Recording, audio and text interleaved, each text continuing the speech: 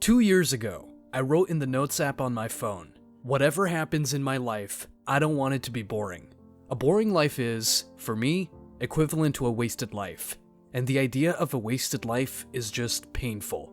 So, I asked the question, how do I not fall into this trap? In my opinion, Jordan Peterson gave the perfect answer in his speech at Ephesus. And what are we called to do? Wake up. We have a moral burden to bear, and that's the adventure of our life. That's the other thing so interesting about the Abrahamic story, is that God calls Abraham out of his luxurious slumber and sends him into a catastrophe. Tyranny, starvation, war, brutal. But he has the adventure of his life.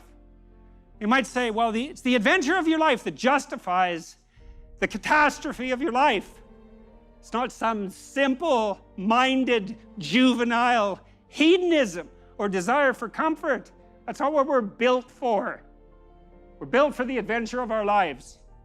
We are built for the adventure of our lives. This sentence struck me, and it resonated with me a lot, because it gets to the core of the decision we have in life. We can choose between the hedonistic life, which is fundamentally soulless, pathetic, and boring, and the adventure of our lives with unique experiences, challenges, and real joy instead of the superficial and shallow pleasures the comfortable alternative gives us. These are your two choices. Now, because you watched this video to this point, I suspect that you prefer the adventure of your life to the hedonistic, painful existence.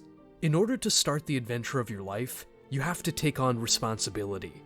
It's the price you pay for the adventure. But where do you start with this? I refer to another piece of advice from Jordan Peterson. Sit on your bed one day and ask yourself, what remarkably stupid things am I doing on a regular basis to absolutely screw up my life? And if you actually ask that question, but you have to want to know the answer, right? Because that's actually what asking the question means. It doesn't mean just mouthing the words. It means you have to decide that you want to know. You'll figure that out so fast it'll make your hair curl. If you actually want to find out where you can improve, you will find it out faster than you can imagine, and this is your escape from boredom. Once you take Peterson's advice seriously, you'll unlock the realm of improvement.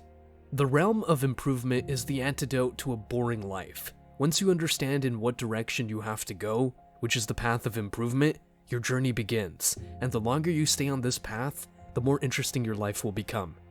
You take responsibility for yourself, for your finances, health, and relationships, and gradually increase the amount of responsibility you take on. This is, from my experience, the key to a truly fulfilling life. And this is another thing I learned. You will have micro-monotony, but therefore a macro-adventure. What this means is the following. Each singular day won't be as exciting as the fancy Instagram lifestyle you see on social media. Each day will be, generally speaking, pretty normal. You wake up, go to the gym, work on your business, learn for school, read some books, and meet some friends. If you look from an outside perspective, it's not the craziest life. But all of these micro-monotony days will compound over the weeks, months, and years, and will open up endless opportunities. And the great thing is that these single days can actually be super fun if you treat your brain with some dignity. Once you quit the hedonic, instant gratification activities, you give your brain the opportunity to experience real joy from delayed gratification activities. And when I look back, I never regret the times when I worked hard or exercised a lot, as well as the adventures or great vacations I took.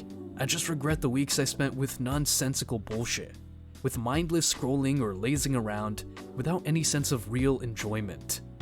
Your life becomes meaningful and exciting in precise proportion to the depths of the responsibility you are willing to shoulder. If you answer Jordan Peterson's question, and if you fix the things that come to mind, you won't get bored, at least from my experience. Join the free Better Human community if you want, and have a wonderful day.